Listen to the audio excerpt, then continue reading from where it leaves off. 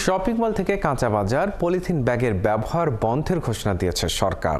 বলা হচ্ছে পহেলা অক্টোবর থেকে শপিং মল ও সুপার শপে এবং পহেলা নভেম্বর থেকে কাঁচা বাজারে পলিথিনের ব্যবহার বন্ধে অভিযান চালানো হবে। কারওয়ান বাজারে গড়ে একজন ক্রেতার হাতে ওঠে অন্তত 10টি করে পলিব্যাগ। একজন সবজি বিক্রেতা দিনে অন্তত 10 কেজি পলিব্যাগ খরচ করেন। হিসেবটা আটকে ওঠার মতো হলেও এটি বাস্তবতা। এই ব্যবসায়ীরাও চান উৎস থেকেই বন্ধ হোক পলিথিনের ব্যবহার, আগের মতো কাপড়ের ব্যাগ নিয়ে বাজারে আসুক ক্রেতারা। সাজিদ সরকারের প্রতিবেদন। যত সবজি তত পলিব্যাগ, 1 কেজি থেকে আধা কেজি।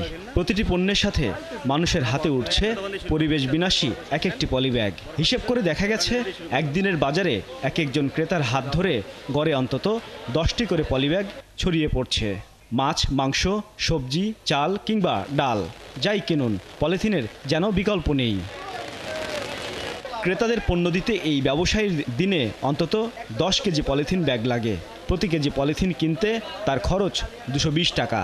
এই পলির দামটাও যোগ হয় পণ্যের দামে। সবার পলি ছাড়া তরকারি নিতে চায় না, এখন এটার ব্যবস্থা হয়তো বা যদি কর্তৃপক্ষ নেয় তাহলে সবার পক্ষে ভালো হয়। প্রতিদিন 400-500 টাকা করে পলি যায়, এই টাকাটা বাঁচলে দেখা যায় আমরা টাকাটা অন্য জায়গায় কাজে লাগাতে পারবো।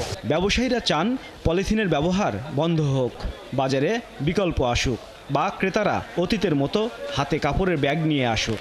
তাতে ব্যবসায়ীদেরও স্বস্তি।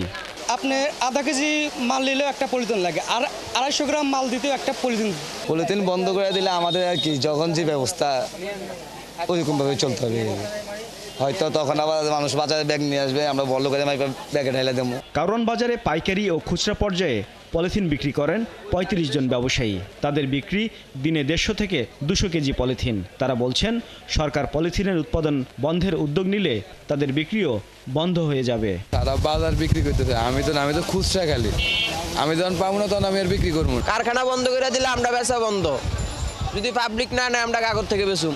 আমাদের ছোট ছোট দোকানদারকে হয়রানি না করে আগে ইসলামবাগ, কামালবাগ, লালবাগ এগুলো বন্ধ করতে হবে। মেন কারখানা অগ যদি বন্ধ করে আমরা এমনি বয়ে যাবো। 1 কেজিতে থাকে 170 পিস পলিথিন। বাজার থেকে মানুষের ঘরে ঘরে যাওয়া এই পলির শেষ গন্তব্য হয় গোটা নগরী। রাজধানীর জলাবদ্ধতার অন্যতম কারণ পলিথিন। দেশের নদী, নালা, খালবিল আর পরিবেশের জন্য এই পলিথিনের প্রভাবটা সর্বগ্রাসী।